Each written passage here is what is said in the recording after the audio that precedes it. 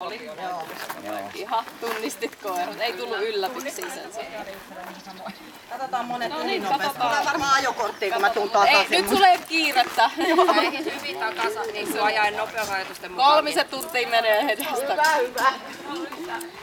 Selvä. Eli toimintakyky lähdetään liikenteeseen sieltä päin. Se kuvastaa koiran eräänlaista rohkeutta. Jos se inhimillistetään, niin se on sitä omaa rohkeutta niin sanotusti.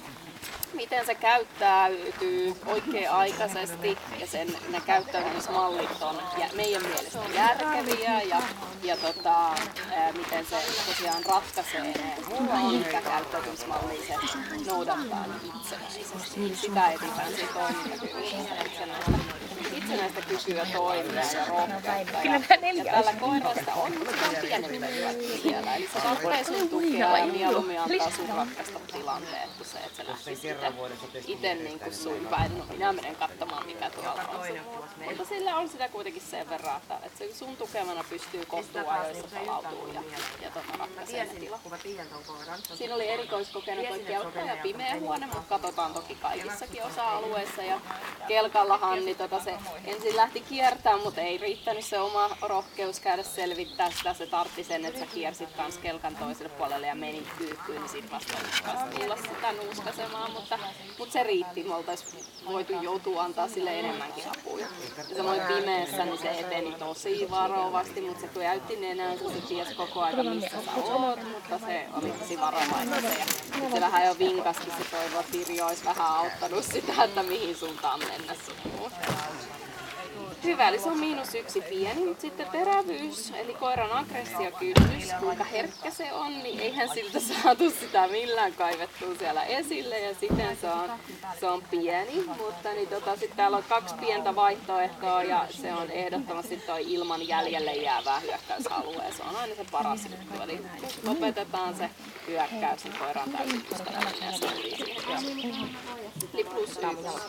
Sitten puolustushalu, miten sä teitä tiiminä puolustaa, niin siinä käy mitään kiroiluja sen tässä tullut, mutta sen verran se siinä niinku tsemppasi ja oli niinku näytti, että en mä nyt haluisi, että sä tuut tämmönen epävakaa nainen sieltä, niin se ei mene tonne haluttomaksi, eli se ei vetäydy ja anna, että mamma hoitaa tän, että mä lähden pois paikalta, vaan että se kuitenkin oli siinä sun kanssa, niin silloin se on +1 pieni, eli sillä vähän haluaa, mutta sillä ei ole kykyjä, kun sillä ei ole sitä terävyyttä.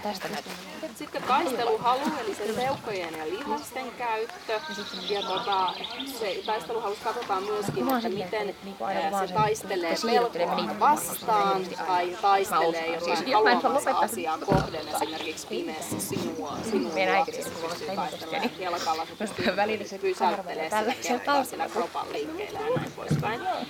Me ei nähty sitä tää nyt muualla sitä taisteluhalua ollenkaan. Oikeastaan ainoa oli toi, miten se kepistä sit lähti vääntää lopuksi.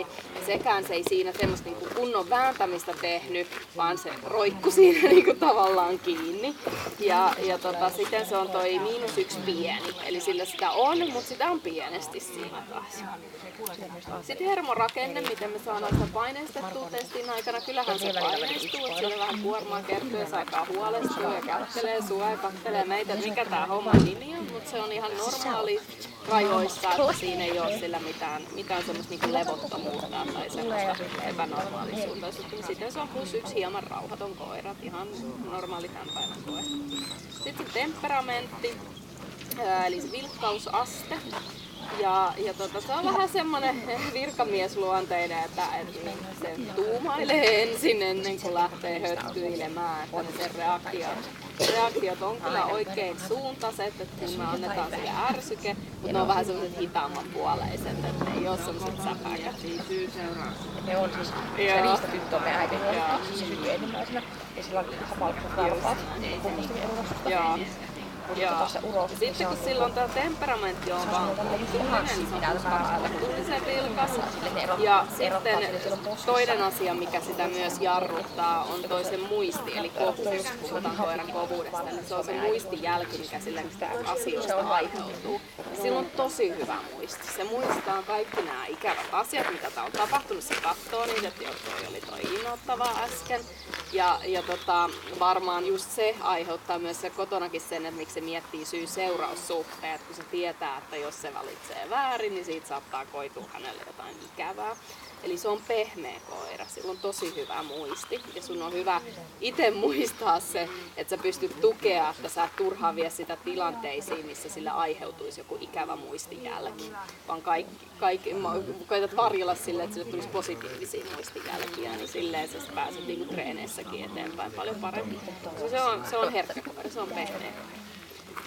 -2 tulee sieltä. Ja sitten toi luoksepäästävyys, ei siinä ole mitään ongelmaa, se on toisen pehmeys ja temperamentti, mikä tekee semmoista pientä jarrua. Mutta muutenhan se on ihan täysin luoksepäästävä, hyvän tahtoinen avoin koira. Ja laukauksissakaan niin saa se kuulla ne ja eka reaktioilla, että mikä nyt mistä suunnasta tulee. Se on ehkä sitä pehmeyttä enemmän. Mutta sitten kun se taisi, että se oli laukaus ja toinen tuli, niin ei mitään, niin kyllä me se laukaus varmaksi merkataan. Että se saa sen kuulla ja saa sen sille reaktioon, mutta se ei ollut mikään pelkoreaktio sillä, se oli vaan ehkä enemmän, että mikä se ääni toi oli. Mutta sitten se oli ihan laukauksia. Ei. Sitten 112 pluspistettä ja toimintakyvystä ja pehmeydestä ja taisteluhalusta niin lähtee muutama piste, 41 pistettä pois, niin loppupisteeksi jää 71. Eli tää on nyt, siis tämähän on ihan hyväksytty tulos niin kuin teillä, että sinänsä ei sinun tarvitse tätä uusia, mutta niin sääntöjen puitteissa, koska se jää just sen alle 75, niin sinulla on uusintaoikeus puolen vuoden päästä aikaisintaan, mutta tietenkin kannattaa pohtia, että kannattaako sitä. Niin. Ja se pehmeällä koiralla on just se, että sit se muistaa, että täällä on tapahtunut tämmöisissä jutuissa se ei tuskinpa se niinku tästä niinku mihinkään nousee ja se ei varmaan sulle tärkeintä ole se, että missä ne rapsin paikat on ja näin, eikä se pistemäärä. Se ei ole, kaikki sympatiapisteet se saa, se on aivan hurmaava koira. Mutta hyvä, tuleeko sinulle vielä kysyttävää? Loistavaa, mutta kiitos kun toit koiran testi.